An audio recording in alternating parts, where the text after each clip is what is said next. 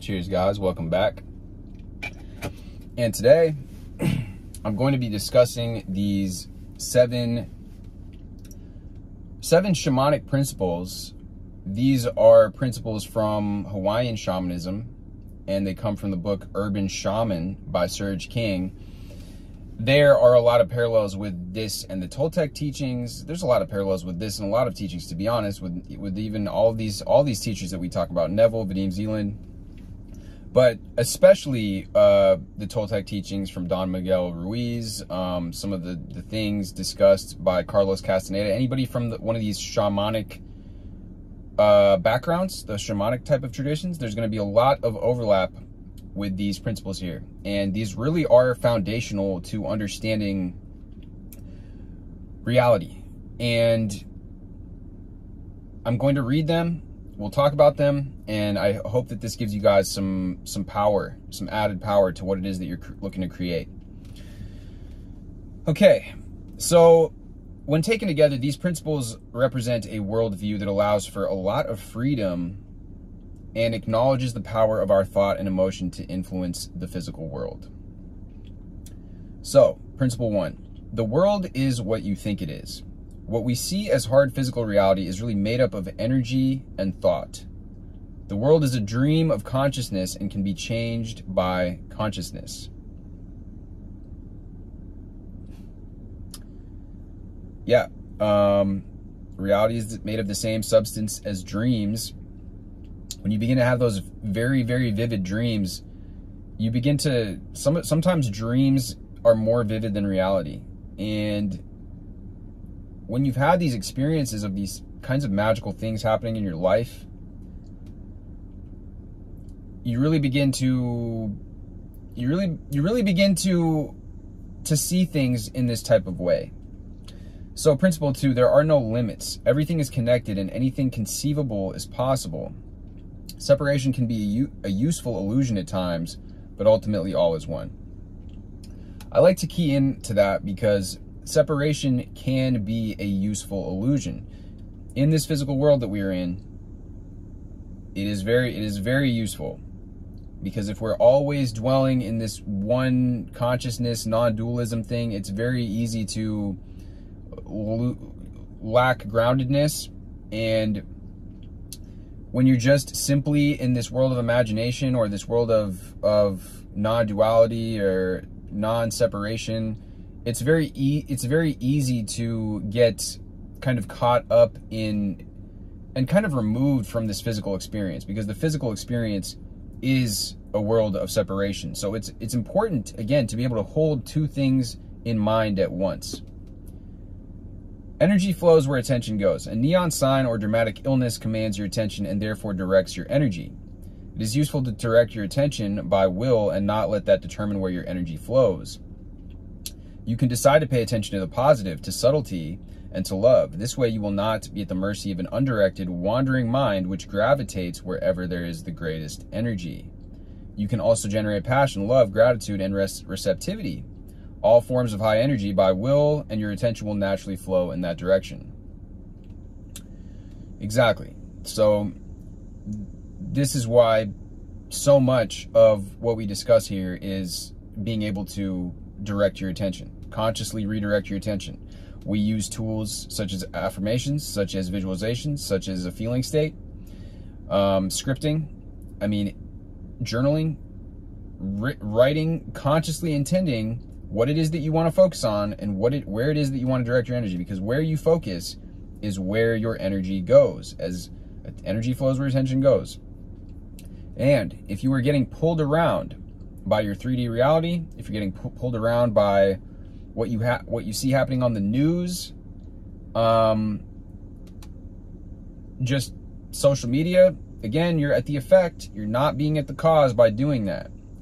And one thing that we can do, especially now, this time in particular, is really practice some discernment with that. Really see what's hooking your energy, what's hooking your attention. There's a lot of things that are going on. If you're watching, paying attention to culture and what's going on in the world, there's so much that's really attention seeking, really looking to hook your attention. And it's a really good practice to be able to see these things and take back conscious control over where you're placing your attention, and be able to practice discernment as well. Say, okay, why is it that there's being so much done here to direct my attention onto this? It's just something that we have to pay attention to. And if certain things are really, really doing that much and doing the most to hook our attention, why is it that they are doing that? Okay, so now is the moment of power. If you intend to have power in the moment, direct your attention to the moment, not the past or future. Yeah, quantum physics, everything that, from that perspective, and Eckhart Tolle, the power of now, so many teachers, like I said, these principles here correspond with so many teachings that we see. And yes, the now is where all the power lies. If we're focused on the past or the future, we're not really in control. We're not in control, because now we're, again, even that is allowing our attention to be put somewhere else. And usually the past, more often than not, people get depressed, they feel regret thinking about the past.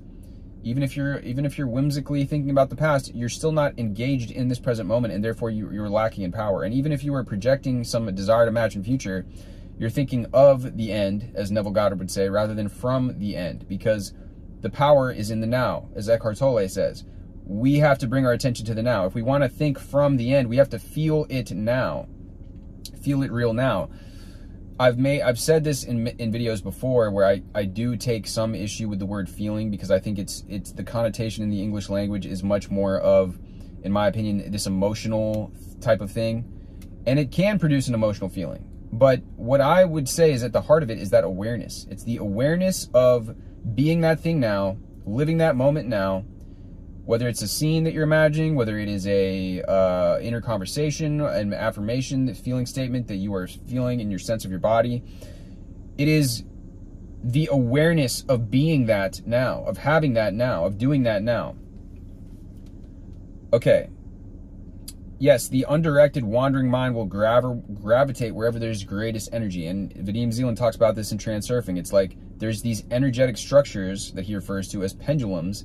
And you see this happening, where it's just people buy into these ideologies, and they're just so blindsided to being able to see anything else than what it is that they bought into. And it's kind of shocking. It's kind of a little bit sad. It's kind of a little bit disheartening, as far as in my opinion. But I was talking to Tim Grimes about this just the other day on his channel. I was on there, and even in terms of these teachings that we talk about here, why are people so dogmatic with it? And unfortunately, that's, people gravitate to black and white thinking. And I try to do what I can to explain the kind of logical fallacies of that, and how things really do exist in much more shades of gray. I have other videos where I talk about that, but you can decide to pay attention to, like he said here, the positive, to subtlety, and to love. And as cliche and maybe cheesy as it sounds, what are we here for? Love is a generative energy. The lack of love is what creates conflicts, not only in our personal relationships, but on a planet-wide, international scale. The more division, and you see this happening, why is it that, like, constantly in our face, all the time, these people did this against these people did this? What is that causing? It's causing more and more division. The more that we come back to the understanding that we are all human beings, we are all, for the most part, most of us want peace on the planet. Most of us want peace in our relationships. Most of us want harmony in our lives. And because it is only through that you can create anything worthwhile. If you're always in a state of chaos, if you're never able to have enough finances to, you can't pay your rent, and you're trying to do this, and you don't know where your next meal is coming from, and you're dealing with an emotionally volatile person, your significant other, SP, whoever it is in your life, and the state of affairs around you, even in your town or whatever, is in chaos, you're not gonna be able to create. You're not gonna be able to have any creative power.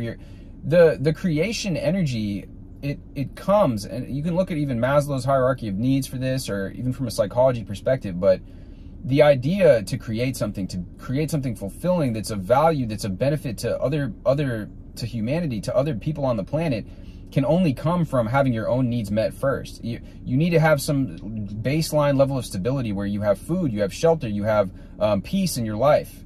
And from there, you'll be able to create something. If you're operating from this state of fight or flight all the time, you're not going to be able, that's a survival state. And it's a state of scarcity rather than it's coming from a state of abundance. The state of abundance is coming from a state that says, look, I have my needs met, and I know that more is coming to me. I know that, as Catherine Ponder or Florence Scovel-Shinn would say, I know that God is my supply. I know that source energy is my supply, and I am going to create now. My word is my wand, as Florence would say. So, principle number 4. Now, yeah, no, we already went over that one. Number 5. Oh, perfect. And now we're talking about love, which I just talked about. So this easily, you can see how these flow into each other. Love can be defined as to be happy with. Love increases as negative judgment decreases. And this is exactly what we went over in the last post, talking about forgiveness, talking about letting go of judgments, resentments, past harms. Everything is alive, aware, and responsive, and therefore everything responds to love. If you intend to have something or someone respond to you positively, try to embody and send out love. You can see this very palpably with animals. Animals respond to love. You look at an animal, you feel that love radiating, and they come over to you, or they roll. The dogs will roll around on their back and look at you with those puppy dog eyes and all this stuff. And if you are harboring these negative emotions, the animals are like, they don't know what to do with that. They look scared. They look, they're like, what's wrong, you know? And we are the same way. Love can be defined as to be happy with. So what is it that you're doing? Are you casting these essentially like negative spells all the time by just judging things and always being dissatisfied, always expressing dissatisfaction, always saying, oh, look at these people did this and blah, blah, blah. You're creating that. You're creating more of that. And that's why, like, it really is in this day and age more than ever, it's so important for us to practice discernment. What are these people, these supposed leaders that we're looking towards, talking about? The more that they express this like divisiveness and derision and stuff, and oh, these people and this people and blah, blah, blah, we really got to start getting away from this, guys. Like, it's the same thing that Vadim Zeland talks about when he says, when you fight for peace, and you see a lot of these war protesters, and Tim Grimes has a video where he talks about this too, which is good, that he used to actually do this. He used to go to these events, right? Tim did. And he'd just be like, there's just a really weird energy. Like, the people at these events have a really weird energy. To be fighting, it's in this really, really weird paradoxical way, it's creating more of the same. Because everything is energy, guys. And so when we let go of that type of thinking, that conflict type of thinking, that's when, like, we dissolve the problem. Love increases as negative judgment decreases. Again, you can liken it to that lens I talk about. It's like that foggy lens that we're looking through that's dirty and clouded. The only way to get rid of that is to clean the lens. That's the only way that love increases, is by decreasing negative judgment. It's not judging more, and it's not increasing negative judgment of the thing that we're judging and now we're going to solve it. That's not going to solve it. Einstein says that you can't solve a problem from the same level of consciousness that created it. Frederick Dodson, Levels of Energy, talks about these levels of consciousness, as does David R. Hawkins. By pointing the finger constantly, that's not how we're going to solve things in our relationships. It's not how we're going to solve things on a more collective level either. And so it's really like important to understand this as we're manifesting, just even in our personal lives. All of this stuff is just there. It's very, very foundational stuff. Love can be defined as to be happy with. That even means for your gratitude for your current circumstances. This is why Esther Hicks and all of these teachers talk about expressing gratitude. They talk about gratitude as a receiving energy. Bashar, all these people are saying the same stuff, guys. When we begin to practice this non-resistance, where we're just allowing, now we're tapping in. And that's what we do by doing the forgiveness practice, the forgiveness process I just went over in the last video. is now we're actually open to receiving and allowing this stuff to flow to us, because we're not expressing this negative judgment of things all the time. And that happens with our circumstances too, guys. If we're looking at our circumstances saying, oh, like, why is the SP doing this? What are we doing again? We have to be happy with, contented with, know the end into being, to be that version now, to declare it in our minds, to feel it in our bodies, to enter into the state, to become what it is that we want, to become what it is that you are seeking to experience.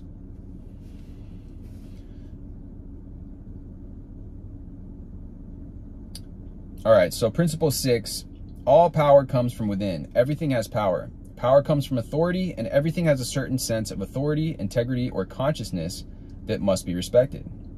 You work with things or people, not at them, to create what you desire.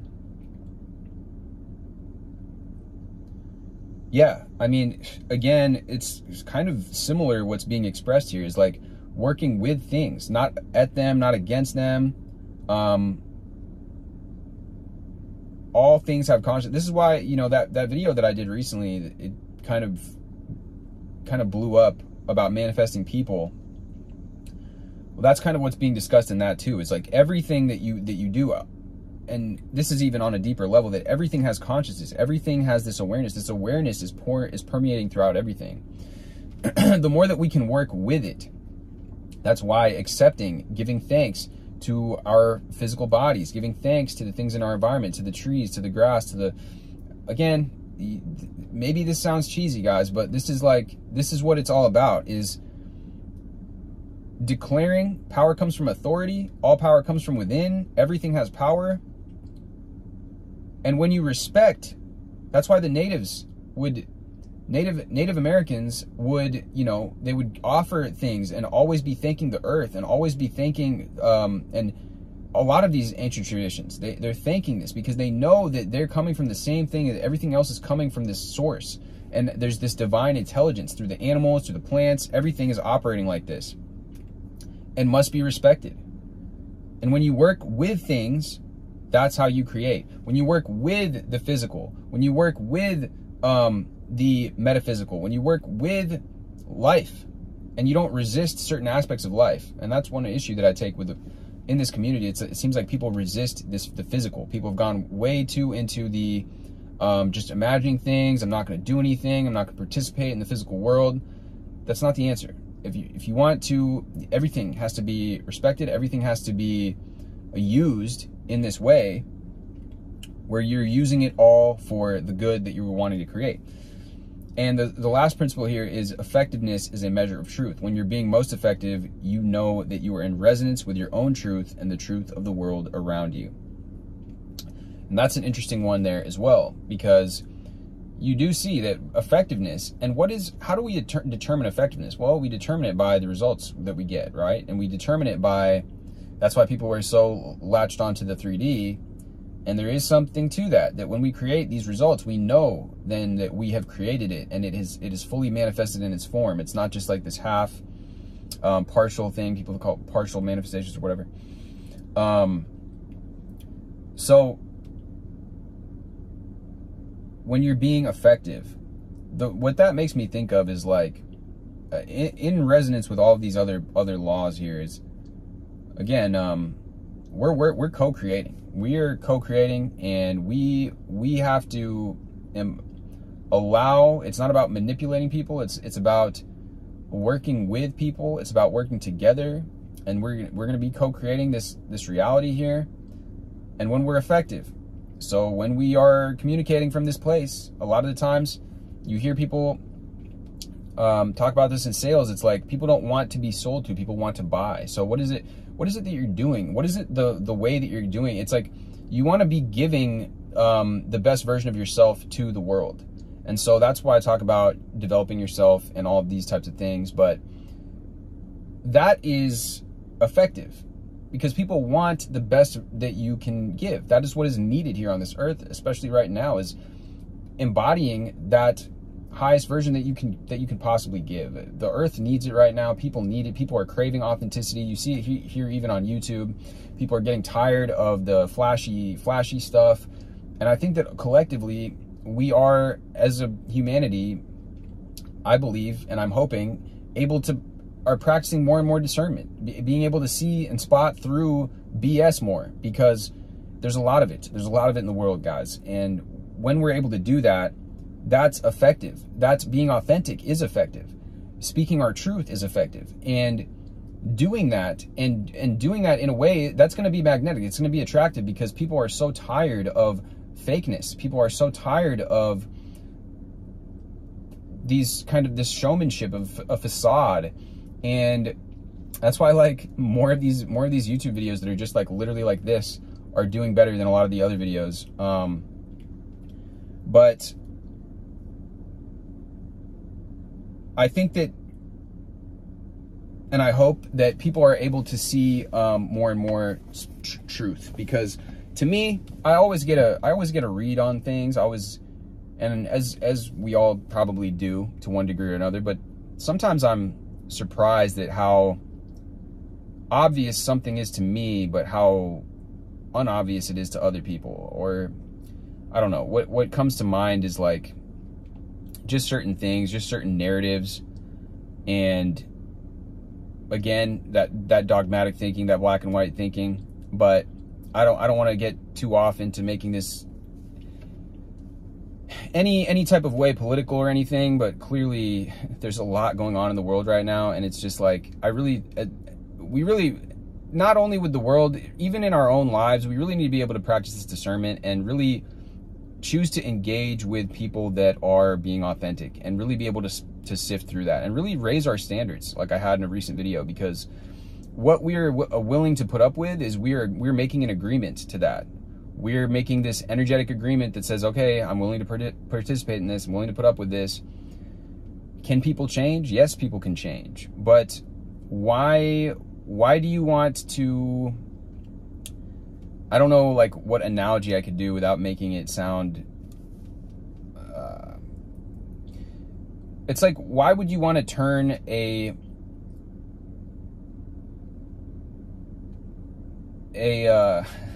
I'm trying to think of the right analogy. Why would you want to turn an iguana into a kitten, when really what you want to have is a pet cat? Or you want to turn a tarantula into that? Why not just go to the pet store and get a cat, you know? So it's like, even though there's an aspect, and like I said, there's always these paradoxes that go on. Yes, like certain things that Neville talks about, yes, conforming, and people will do this, and it really is. I practice this in my life too, that I want to see the best in people, but at a certain level, we also have to practice discernment as well. And so if these people are not good people, or not people that are going to be fitting into your life, that are actually going to be enhancing it, if they're just going to be detracting from your life, and just in situations in general, being able to spot through situations, not just with people, but circumstances, all these things, practicing that discernment, again, getting rid of like these kind of like distortions on the lens, that's to let go of these things, to let go of this stuff. That's really going to help you practice better discernment as well, because now you're allowing this kind of divine intelligence to flow through you more freely. And that is what is going to give you that intuition, those bursts of insights to tell you, hey, no, this isn't good. My gut is telling me this isn't a good thing. And so getting more in touch with that is, you know, all of these things tie together, guys. It's really crazy, but that's why I post. And I've been told that, you know, the ideas I share here is very eclectic, because I get all these ideas from all these different things and all these different sources. But I really like to bring it all together, because I feel like it's all pointing towards these truths. And really, sometimes the more that we can hear something from all these different angles, it really cements it in a way where you may have heard it from some, or one person might resonate with something more than another one. But I really think that there's a lot of value to bringing and tying all these ideas together, because I do think, like, I'm a very curious person. I'm very open, and I'm high in openness as far as like personality tests go. And there's a lot, like, we can learn so much, even from things that we may disagree with, but there's always like these nuggets that we can get. And sometimes that process, or this particular thing, will put us on a different trajectory, a different timeline, because it's like really made us aware of something from a whole new level, giving us a whole new perspective, and giving us insights that really finally make something click for us. And now we're able to embody and become that which it is that we want to become. and just operate on that higher level that we are all seeking to do. So that being said, guys, much love as always. Drop this with a like, hit me with a subscribe, and I will see you guys in the next video.